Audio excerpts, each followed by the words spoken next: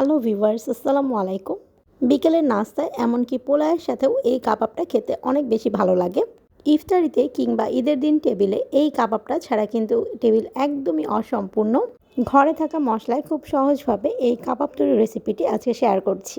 তো চলে যাচ্ছি রেসিপিতে। এই কাবাব তৈরি করার জন্য এখানে আধা কেজি গরুর মাংস নিয়েছি। গরুর পরিবর্তে এখানে খাসির মাংস নেওয়া যাবে। এখানে হাড় ছাড়া মাংসগুলোকে ছোট ছোট টুকরা করে কেটে নিয়েছি।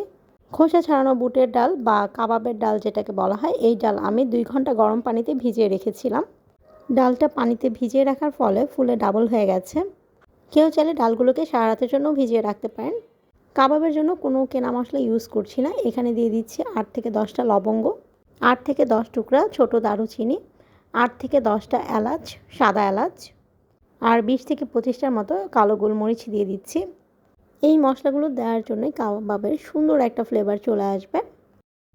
এর ভেতরে দিয়ে দিচ্ছি 1 টিস্পুন লবণ। ডাল আর মাংসগুলোকে সেদ্ধ করার জন্য এখানে পর্যাপ্ত পরিমাণ পানি দিয়ে দিচ্ছি। পানিটা একটু বেশি করে দিব, কারণ গরু মাংসটা সেদ্ধ হতে কিন্তু সময় একটু বেশি লাগে। সবশেষে এখানে অ্যাড করে দিচ্ছি 1 টিস্পুন আদা পেস্ট আর 1 টিস্পুন রসুন পেস্ট। সব কিছু দিয়ে দেওয়ার পর এটাকে ঢেকে সেদ্ধ করে নিচ্ছি। যতক্ষণ পর্যন্ত মাংসটা সেদ্ধ না হয়ে যায় ততক্ষণ পর্যন্ত এটাকে সেদ্ধ করে নিব। ঢাকনায় থাকা ছিদ্রটাকে টিস্যু পেপার দিয়ে বন্ধ করে দিয়েছি। এতে করে মাংসটা তাড়াতাড়ি সেদ্ধ হয়ে যাবে। পানিটা যখন এরকম শুকিয়ে গেছে, তবে এটা কিন্তু হালকা পানি পানি আছে, এটা বোঝা যাচ্ছে না। যখন ডালটা ঠান্ডা হয়ে যাবে তখন কিন্তু এই পানিটা টেনে নিবে। এজন্য এটাকে একটু পানি পানি চুলা থেকে নামিয়ে নিচ্ছি। মাংসটা চেক করে দেখেছি, মাংসটা খুব ভালোভাবে সিদ্ধ হয়ে গেছে। ডালটা একটু ঠান্ডা করে তারপর হালকা করে ব্লেন্ড করে নিয়েছি। চাইলে কিন্তু পাটায়ও বেটে নিতে পারেন। এই ব্লেন্ড করে নেওয়া মাংস আর ডালটাকে এভাবে কিন্তু ফ্রিজে স্টোর করে রাখা যায় 1 মাসের মতো। এই অংশটুকু আমি ফ্রিজে রেখেছিলাম, ডিপ ফ্রিজে। এখন এটাকে বের করে একটু নর্মাল করে নিয়েছি। তারপর এর ভেতরে দিয়ে দিচ্ছি কিছুটা পরিমাণ পেঁয়াজ কুচি, কিছুটা পরিমাণ কাঁচামরিচ কুচি। ঝাল আর একটু বেশি খেতে চাইলে শুকনো মরিচের গুঁড়াও দিতে পারেন। আর লবণ দিয়ে দিচ্ছি 1/2 টিস্পুন। যেহেতু আমি আগে লবণ ইউজ করেছি, এই জন্য লবণটা কম ইউজ করেছি। 1/2 টিস্পুন দিয়ে দিলাম হলুদ গুঁড়া। এর ভেতর চাইলে আর একটু গরম মশলা অ্যাড করতে পারেন। আমি তবে এখানে কোনো গরম মশলা ইউজ করিনি। শুরুতে যে কাবাবের মশলাগুলো ইউজ করেছিলাম সে পর্যন্তই। একটা ডিম ভালো করে ফেটে নিয়েছি। ডিমটা সম্পূর্ণ অ্যাড করব না, একটু একটু করে অ্যাড করব। প্রথমে আগে একটু অ্যাড করে নিচ্ছি।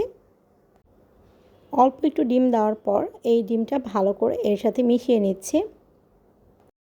ডিম দিয়ে এটাকে খুব বেশি নরম করে ফেলা যাবে না, এটা একটু শক্ত টাইপের ডো হবে।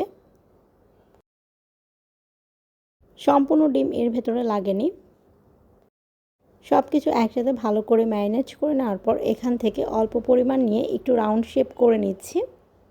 রাউন্ড শেপ ছাড়া এখানে অন্য শেপেরও তৈরি করে নিতে পারেন, তবে আমার কাছে এটা একটু সহজ হয়, এই জন্য আমি রাউন্ড শেপ করে নিচ্ছি। এভাবে সবগুলো তৈরি করে নিচ্ছি। এইভাবে সব কিছু রেডি করে নেওয়ার পরও কিন্তু ডিপ ফ্রিজে স্টোরেজ করে রাখতে পারেন।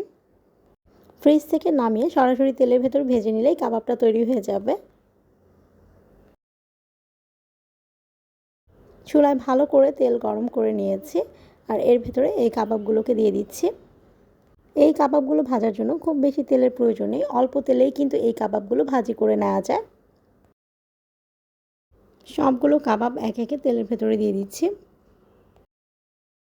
কাবাবের একটা পাশ যখন এরকম লালচে কালার হয়ে গেছে তখন কাবাবগুলোকে উল্টে অপর পিঠেও একইভাবে লালচে কালার করে ভেজে নিচ্ছি।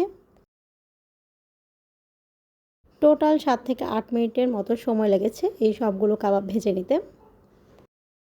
কাবাবগুলোর দুইটা পাশই যখন এরকম লালচে কালার হয়েছে তখন এই কাবাবগুলোকে উঠিয়ে নিচ্ছি।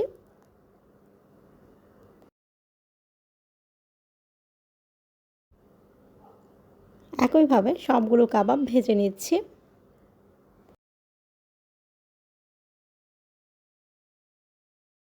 এই কাবাবগুলো এমনি খেতেও খুব ভালো লাগে, আবার গরম গরম পোলাওয়ের সাথে খেতেও খুব ভালো লাগে। ঈদ বা যে কোনো অকেশনে এই কাবাবটা আমার খুব পছন্দের। আর এতক্ষণ সাথে থাকার জন্য ধন্যবাদ।